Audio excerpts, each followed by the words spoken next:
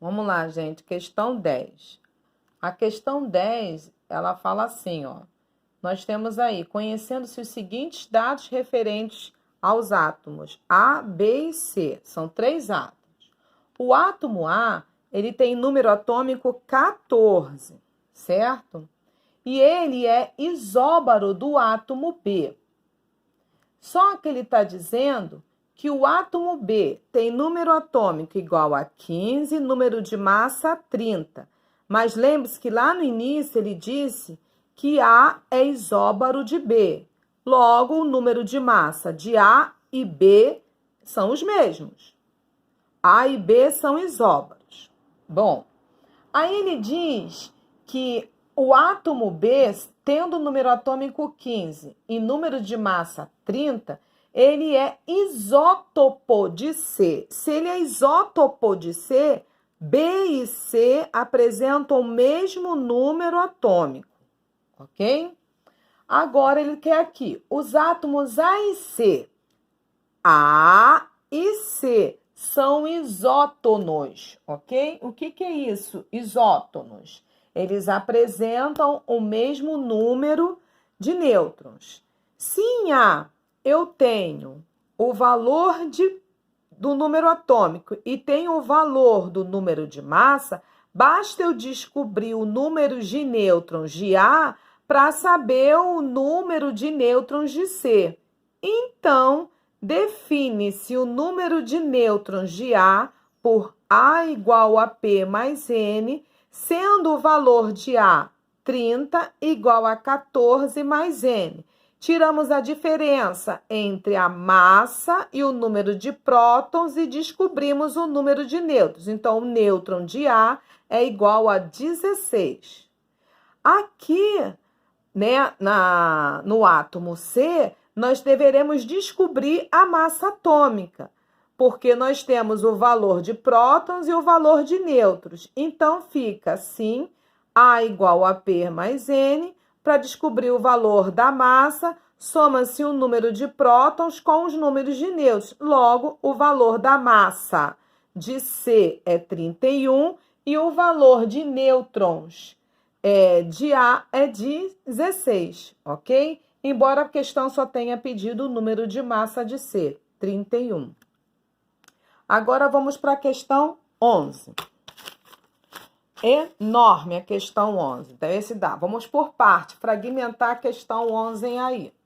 A questão 11 é toda ela uma questão. Vocês reparem que, à medida que nós vamos fazendo o desenvolvimento dos isoátomos, existem várias metodologias, vários métodos de como fazer essas questões. Nessas questões daqui para frente, para que você obtenha êxito na questão, primeira coisa da regra dessa questão é achar o valor de X e depois aplicar os conceitos de isoátomos, ok? Então, nessa questão 11, tá? Questão 11, eu dou para vocês aí um Q, que é um átomo qualquer, que eu chamei de Q, onde eu digo para vocês que o valor da massa dele é 4x e o valor do número atômico é 2x menos 2, ok? E digo para você que o número de nêutrons é igual a 22. Aqui aplica-se a regra do valor da massa atômica. Então, a gente tem aí a fórmula A igual a P mais N. Qual é o valor de A? 4x, porque é o valor da massa atômica, que é igual ao valor de P, que é 2x menos 2, mais o valor de nêutrons, que é 22. Aplica-se a regra do x, então eu tenho desse lado 4x antes da igualdade, passo para o outro lado de lá todos aqueles números que vêm com x, que no caso é só 2x, que aqui está com o sinal de mais, passa para o outro lado subtraindo, ficando do outro lado apenas os números sem variável, ou seja, sem x, né? Então, fica, se aqui temos para A 4x, para P 2x menos 2 e para N 22, a fórmula fica 4x igual a 2x menos 2 mais 22, porque esse mais é da fórmula. Então, fica 4x menos 2x, que é igual a menos 2, repete tudo, mais 22, certo? 2x é igual a 20, x pela razão de 2, o valor de x qual é? Se o valor de x é 10, substitui tudo lá. Porque lá no início, quando eu dei para vocês o valor de Q, eu disse que o valor de Q em A, ou seja, da massa atômica, era igual a 4x.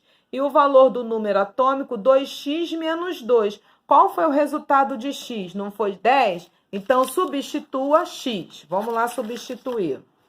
Ao substituir o valor de x, nós temos aqui, sendo 4 vezes 10, no valor da massa, que vai dar 40. 2 vezes 10 menos 2. 2 vezes 10, 20, menos 2, 18.